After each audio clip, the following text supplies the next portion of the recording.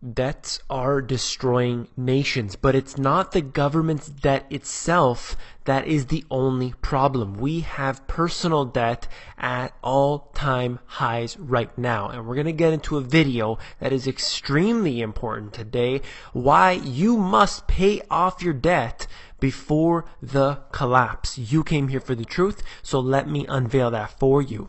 Let's get into this right here. A lot to cover. I'm just going to go into it briefly as always, and this is multifaceted. So let's get into this first. Return of the debtor's prison. Many still jailed for inability to pay fines. This is out of PBS. Cities across the country are increasingly turning to what are known as private probation companies to collect unpaid fines. But are these poor people ending up in jail because they can't afford to pay? Now this is quite interesting just to think about it, that if you cannot afford to pay your fine, they're going to send you to jail. Now I'm going to extrapolate and extend on this in a moment. Let's just stick to the facts at hand right here, and we're going to talk about how this is a very, very serious issue, even if it's not directly affecting you right now. So one example here, Human Rights Watch estimates that in Georgia alone, probation companies take in at least $40 million in revenues from fees they charge to probationers. This is a system that they've set up in order to generate profits, and they're doing so very, very well because profits are at an all-time high, not just in the big corporations, but also in the big governments. So we're seeing $40 million in revenues in Georgia alone, but you look at statistics in other cities around the world where we have, for example, Toronto earns $90 million on parking tickets alone. When you have a city that only has a few million people in it and it's able to generate $90 million in revenue, you have to start asking questions where exactly this money's all going, because it's not lifting up the lower and middle classes, that's for sure. We've seen that statistically. So let's dig in further. Right here, out of the ACLU, this is just one example I picked out here, Marietta Connor, and basically she had an issue and had to pay a fine, but of course she couldn't afford to pay the fine. So they really run her through the system, and you can read her story for yourself, but that's not important. What I wanted to show you was that they make it very complex, they make it complicated for people to deal with their debt issues, and of course it puts them further into debt, whether it's legal fees or whatever it might be. There's always some more red tape to follow through. The government itself runs into this issue here, where we have Congress, for example, always running into the issue of their own debt problems with controlling the power of the purse. It's pretty interesting to see this, but let's go into more of these examples, where we have this Ohio mother of two sentenced to 10 days in jail and placed on 3 years probation after sending her kids to a school district in which they did not live. This is another interesting story here. But what you need to understand from this is that these individuals are being jailed for crimes that are very petty in most cases, and they are being put away, put behind bars. I'm not going to get into the details of the story, but just one more example. This here, Toronto fire hydrants earned $24 million in parking tickets since 2008. Just the fire hydrants alone in the city of Toronto that only has a few million people in it, and it's generating mega dollars for the city. But why isn't the city using that money efficiently in order to support the middle and lower classes? We know that it specifically does not. In the US, the same situation is going on here, but instead of lifting up the lower middle class, they just expand the welfare systems. They continue to increase the amount of food stamps they give out instead of finding a way to fix the problem. Of course, fixing the problem was never the intention. Again, out of the ACLU, this is the big one you want to read definitely. At least go in and flip through it. It is very interesting. In for a penny, the rise of America's new debtors' prisons. If I move into the article here, this report shows you different examples from different areas of the U.S. And I just pick out one here in talking about Louisiana, Michigan.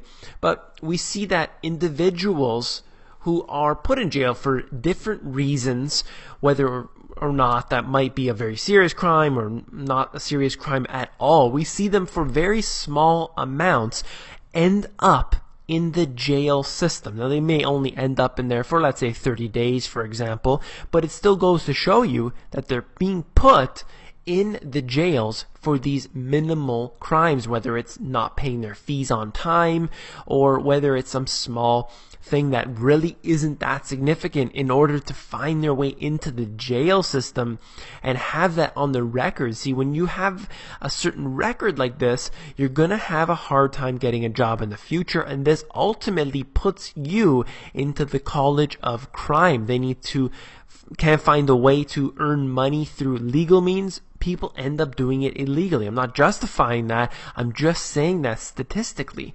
So we're going to move on to what I wrote about in my book, where it's not just the individual people that have this problem. It is the governments itself that have built up way too much debt. So you look at this example from my book in the diagram, where I'm showing you the US and the Fed doing their nice little exchange. The US sells its debt to the Fed.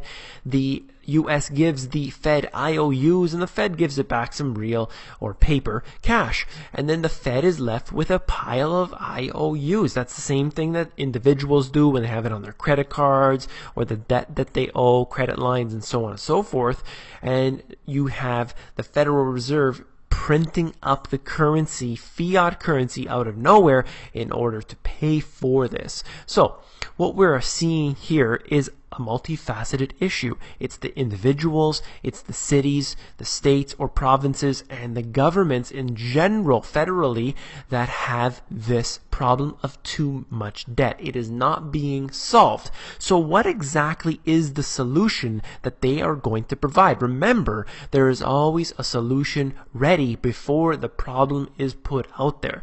Undeniably, everyone will agree that there's too much debt right now. Even, if you're a Keynesian economist, no matter what, you agree, right now at this point, there's too much debt. Now, of course, the solution to that is arguable. But let's go into what I believe the solution that will be provided that will be very detrimental to every single person in this world. Look at this. I'm talking about the IMF's SDR. Now, I'm not specifically saying that they're going to go ahead and use the SDR, but when you have a problem with the currency, when you have too much debt that has been accumulated, you need to find out what to do with it. So oftentimes, they end up going on a new currency system. We've seen this happen multiple times in history before. It is technically overdue right now, and there is a lot of talk of using the SDR as the new currency to back all of our currencies. Jim Rickards has talked about this extensively. The Chinese have mentioned it as well. And just in general, you hear it in the mainstream media being brought up as a viable currency to back our currencies. People think that you're going to be holding SDR notes in your hand. That's not the way this works. It's just going to be backing our currency. But of course, it then becomes a maximum level of manipulation. So, when we exchange our debt onto this new currency system that they're going to put us onto, whether it's the SDR or whether it's something else, they're going to have to revalue all of the existing debt. So my concern is that we do not know what's going to happen at this point. If you're in debt, you basically have a level of uncertainty. This level of uncertainty is going to mean a big problem for you if you have any debts, whether that's a mortgage, whether that's loans. I believe people in debt will be further burdened by their debt on the new currency system. It's not going to be wiped off the map. That's what a lot of people made that big mistake about. They believe that somehow I'll accumulate as much debt as possible now, whether it's to buy something of value or whether it's to buy things that are useless. They believe I'll get the debt now because it's all going to be wiped out in some sort of debt jubilee, and we are going to have a prosperous future. I do believe that at some point in the future there will be prosperity, but there's going to be hard times ahead before that happens. We haven't faced those hard times yet, despite the fact that it is really bad right now. So what I'm concerned about most is that those individuals who have debt right now and they're perhaps thinking about buying precious metals, buying real estate. I get emails all the time, and this is a concern of mine because I try to tell people using my own examples or just using good information not to go down this route. You need to worry about the debts that you have. Pay them down first. Pay all of your debts down first. Then when you have left over, you can then use that to buy things like precious metals or land or real estate or what have you. Sure, you may want to have a little bit, but I definitely do not recommend holding on to too much. It is not a good idea because of the level of uncertainty in the future. That's what we need to really pay attention to. So just to close off on this, I would definitely say that we are going to be heading for a new sort of currency system. You may be using the exact same dollars you are now. However, their backing might be on something like an SDR.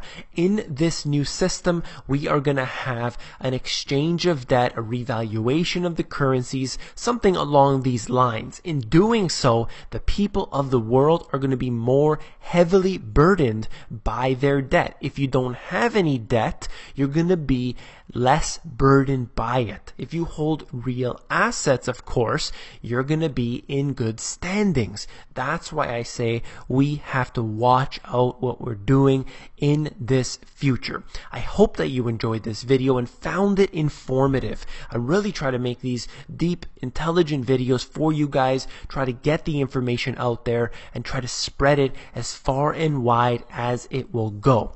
I want to talk to you about the Money GPS. We're in 2015 today. It is January 1st, 2015, and Happy New Year to everyone out there. I want to say thank you to all of you. This channel has grown considerably in just the recent past. I want to say hello to all the new subscribers out there. It is very amazing to get all of your emails, such great comments that I'm getting, all of the constructive criticism as well. I always appreciate that. I appreciate all of the positivity that I'm getting and all of the concern as well. I did do something to the channel recently. Have no fear. I removed about a few hundred videos from the channel because as we go on through 2015 and onward, I need to watch out about the content that's on here. So a few of my videos did have pictures that I use from online, and technically YouTube can shut me down for that instance there. So I just went ahead and I had to remove them. I made a backup copy and I have it offline so that that information is saved. However, I didn't want to risk anything right now. This information is too important. The channel has grown to a level where I realize now how important the Money GPS is. Not David Quintiri, but the information that I'm sharing here at the Money GPS. So I want to commit to that through 2015 and on. So I'm just going to go through and remove a bunch of the videos that may contain content from other websites, and I really don't want to have to risk anything. So I'm just going to remove that, and we're going to continue to make videos as I have been doing